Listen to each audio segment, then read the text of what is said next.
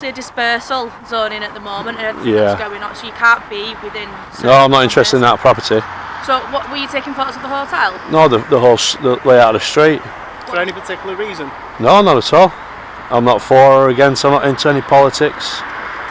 You know. Any idea on you? Anything No, like no. that? Nothing at all. No. Alright. I'm just a member of public walking down the street. Yeah. I understand there's a dispersal order in place, and that's why I'm not trying to do anything out of any ordinary like that. I'm just interested in what's going on. Yeah. And that's why I didn't hang about outside any gates or... What's your hat? Pardon? What's your hat? Oh, it's just happy-go-lucky, you know. What we'll do is we'll verify you, and if all that checks out, back to move on, alright? Get ready for a tense audit showdown that wastes no time. The clip opens with an immediate stop-in question, the kind of sudden encounter that puts viewers right on edge. An officer steps forward, probing. "Why are you here? What are you doing?" The man, camera steady, answers calmly. He insists he's simply walking in the area, not involved in politics, not targeting anyone. Ordinary, harmless. But the lens captures something bigger than words. The first flicker of suspicion in the officer's voice, contrasted with the quiet resolve of a citizen who knows his rights, that it's a clean, compelling hook. A spark of tension that hints this won't just be small talk. This will be about conflict, control, and accountability. That's been going on round there. You taking photos in the direction of the hotel. No, but basically, if they'll tell you, at not one moment was I putting my camera into their property, focusing on them. I kept moving around the place. I'm interested in all these industrial areas here. I'm going to take some photography around here on this industrial estate. I've got no interest in solely filming anything to do with immigration or anything like that. Okay, obviously our colleagues have brought enough to notify us. Yeah, they were watching me. I'm thinking, what's he? I could see him on his radio. I'm thinking, I'm just stood here. I'm thinking, what's wrong with him? Well, like you say, you've admitted to us that there's a dispersal lot. Yeah. If someone goes up with a camera and we're taking photos, obviously, like you've admitted to us. Yeah. So it's look unusual. I'm just exercising my right as a person to walk the streets. I'm not interested in basically filming any immigrants or anything like that. I'm just basically, as a sole member of public. Subject tightens his stance. He repeats, almost like a mantra, that he is a member of the public. No group, no agenda, no political ties. His only action, taking photographs of industrial buildings, that he clarifies that he isn't trespassing, isn't filming people, isn't breaking any law. Yet, the officers continue circling him with questions, as though ordinary photography has become suspicious by default. The calm persistence builds narrative tension. One side claiming lawful activity, the other treating him like a potential threat. Viewers feel the clash forming, the ground being laid for a legal and moral dispute that's about to escalate. What we'll do then is we have been notified that you are inside the dispersal zone, so we'll be issuing you with a dispersal notice, okay? All the information will be on here, but you do need to... Can I just ask you a question, quick please? So, a dispersal, for what reason would that be if I'm telling you, one, I'm not here to cause any havoc in regards to what's going on. That has gone live all the way up and down the country. Yep. So it'd be stupid not to admit that you didn't know through the media what's going on there. But what I'm saying, what is my dispersal for? If I just... To be out of the zone, so you've come within the zone of dispersal. You've been seen taking photos. I understand you're giving us an explanation for that. Yeah. But our colleagues have felt enough for us to learn, obviously, of your presence there, and you have been within the zone. Therefore, we can issue you the dispersal notice not to return within this zone within a set period of time, which is 48 hours. What, even just walking? Yeah, you're not allowed to. Seriously? That's a dispersal. That is a dispersal zone. Yeah, but for what? I've not done anything. I've not done anything. That's why you're not getting locked up. You're getting given a ticket to say, do not go back there. No, but I'm not interested in going back there. But what I'm saying, well, that's why I'm going to give you the ticket. And you obviously were aware of the dispersal zone. You've even admitted that. Yeah, so that's what. So that. Within that perimeter. The police introduce a dispersal order and tell him he's inside the restricted zone, a clear turning point. Then comes the shift. The police invoke a dispersal order. They tell him he's inside a restricted zone. Suddenly, this isn't just a conversation. It's enforcement. The man pushes back. He demands clarity. On what basis? Under what authority? His questions pile up, but the officer's answers remain vague, half-formed, On reaching, this is the crystallizing moment of the audit. The clean split. Authorities' order versus the individual's right to move freely. It's no longer about suspicion. It's about law, and whose interpretation will prevail in the heat of the street. The man presses them for the legal basis and repeatedly asks for what reason, forcing the officers into an on-record justification. The exchange crystallizes the core conflict of the audit: officer-issued restrictions versus a passerby's expectation to move freely. And it's here the stakes become explicitly legal and enforceable. We're dealing with you. Can I have your collar numbers, please? Yeah, mine's 455 What, and yours, please, miss? 1702. I think this is well out of order, this. Okay, can I take your surname? I don't wish to give. I've not committed any crimes. I've literally walked through the place, taking. If that constable in that van would tell you, I was taking the pictures of the other building. You know, for what purpose? It's a photograph. Photography's not a crime. Right. But however, if you are causing harassment, alarm, and distress as well to the people that are there, And I can prove there was not even one person about from the hotel, and that's what I'm. You just said you weren't looking at the hotel, you were looking at the other buildings. I'm aware of my surroundings. Who's on the street? There was members of public on the street, and there was nobody out of the hotel who wandered past me at any time I was there. Honestly. And I can't believe you're going to put a dispersal notice on for me for walking and taking pictures. Dispersal notice is not specifically on just for you, is it? Pardon? It's anybody who walks down the road, they should have taken to sight. Well, they should close the road off. Here's where the audit flips. The man refuses to simply comply. He asserts, firmly, that photography is not a crime, that he asks for badge numbers. He repeats that no one was around the hotel he filmed. He argues he's documenting an industrial area, not invading privacy. Each line is delivered with calm but unwavering force. This clip becomes a textbook audit exchange. The citizen demanding accountability, the officers juggling suspicion with procedure. It shows how something as ordinary as a camera lens can suddenly transform into a battleground for right. If you go into a business and you've got a genuine purpose to visit that business, But what if I do? What if I want? At the end of the day as well, we've asked to verify you to move you on. You won't also pass us your details, which also increases suspicion.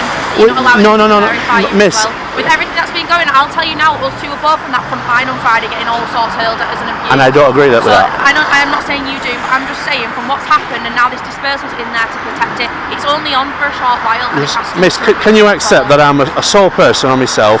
I've got no. I don't know you though, do I? You don't know, but end of the day. I appreciate where you're coming from. I'm also telling you from our point of view as well, from what we've had to put with. Yeah, but I'm hoping, miss, that you could perhaps see that as a member of public, that we shouldn't be stopped from walking in areas where when we've got nothing to do with what's going on there. Yeah, we don't know that you've got nothing to do with it, or do we? You've come to question me. Yeah, but you could easily come up with anything, couldn't you? At the end of the day, I'm not saying. But this isn't Nazi Britain. This you are actually dealing with me now like I'm some suspect or criminal. No, we weren't. We came up. That's suggesting what you. Tension boils over. The man shifts gears from legal challenge to outright moral outrage that he accuses the officers of treating him like a criminal. And then comes the phrase that ignites the scene. This isn't Nazi Britain. The words hang heavy. The confrontation is no longer just about policy or law. It's about dignity, respect, and perception. The man threatens complaints, demanding to be treated as a normal citizen. The officers, visibly straining, try to hold control, reminding him of procedure that it's the emotional apex. Frustration surges. Authority bristles. The camera captures not just a standoff, but the power dynamic of the state versus the individual, raw and unfiltered. Towards that, because I don't think that my activity down there warrants me getting a slip of paper to say that I can't go back, because what happens if my vehicle was parked at the other side and I wanted to walk back to it? I'm walking around the whole industrial estates around here taking pictures. it's not, is it? And then you would explain that to us. I have explained why I was taking pictures down there, though. You've said you've been down there taking pictures. Yeah, but We're giving us notice, so you do not return back to that area. That's pure and simple. It's on the bottom of it. so I can't walk down that street again. Because then you'd be breaching the dispersal notice. Seriously. And can I ask for the grounds again, then, please, for why I'm given this dispersal notice? Me. Dispersal notice down there, and you've been down there, so you've given a ticket to say not to return. The encounter escalates into something formal, irreversible. The officers issue a dispersal notice. The man, now officially sanctioned, questions every detail. Where is the boundary? Can I fly a drone? What are the limits? The officers lay out the conditions. Don't return. Don't breach the notice. What began as questions and suspicion is now codified into legal restriction.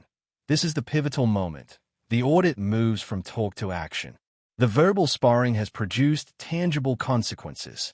A piece of paper, an official warning, and the man processing, in real time, the weight of what's just been done. Within the law. Unfortunately, like I say, Ribblers Lane, there's a dispersal notice on, which will be active. Because I get what you're saying. Yeah. When the police are coming under fire and stuff like that, you're stuck between both sides. I totally get that. But where the police are coming under fire, it's for simple things like this. When everybody who knows me knows. It's not, is it? Because we're just giving you advice, and the advice is that's a dispersal zone. Please don't return to it because you issued with a ticket. You know, I'm not throwing you against the wall. I'm not trying to search you or anything like that. Well, it seems like it though. It seems like I'm being restricted in a public place. We've been fine with you. We've been very pleasant with you. You've been very pleasant with us as well. I'm quite annoyed now, actually. Okay. I could understand you wanting to speak to me. Okay. So it's within the CTI basically. There's no restrictions in the area. The wind speed is 9 kph at the minute. Right. So if anybody wanted to fly a drone in that area, is there any? After the storm, a heated but more controlled debate unfolds. The man reframes the encounter as civic transparency. He argues that minor confrontations like this, a man with a camera turned into a suspect, are exactly why public trust in the police erodes. The officers, to their credit, don't dismiss him outright. They acknowledge the concern, but reiterate their priorities: public safety, order, suspicion of hostile reconnaissance. This segment becomes less about clashing voices and more about clashing philosophies. Civil liberties versus security enforcement. Each side digs into its position. Viewers are left to weigh which carries more weight in a democracy. Line up on the lamppost or something to say there is a... Because what about if, say for instance, a person goes down there, he doesn't know that there's a dispersal order, and he starts snapping away with his camera, chances are he might even be in handcuffs. For what? He doesn't even know. Yeah, and obviously we try and spread it as much as we can through social media and things like that. But obviously we have the issue with you is the city's lights running all the way along here. So, in like you said about road closure and things like that, it's almost impossible because the amount of disruption. Yeah, but you know, because... Yeah, do you mean the little... Yeah, so with the dead end, they could put up, where the van was burnt out, they could basically put a message on that lamppost and the one at the bottom of the street by saying this is dispersal order, and probably contain the details within what they don't want you actually to do, because photography in itself, it's not unlawful or illegal. No, I completely understand where you're coming from. I appreciate that, and we'll feed it back. But yeah, no, I appreciate that. We'll feed it back and see if there's anything they can put. Obviously, you're aware now, and the main thing is that just stay out of that zone. But I think it's just Finding out about a drone. And then No problems. But yeah, I'm going to go in here now. These lads, they're brilliant. You know, they'll show you around the trucks and everything, you know. Yeah, well, see, there's different people, you know. Some people get a bit scared of a camera. What's he doing? Yeah. Some people, you know, are like, oh, I'll show you around, you know. It's 249 gram DJI. It's got flyer's ID and operator's ID. What model is it? It's a DJI. DJI? Mini. DJI Mini? Yeah, it's 249 gram. 249 gram? Yeah.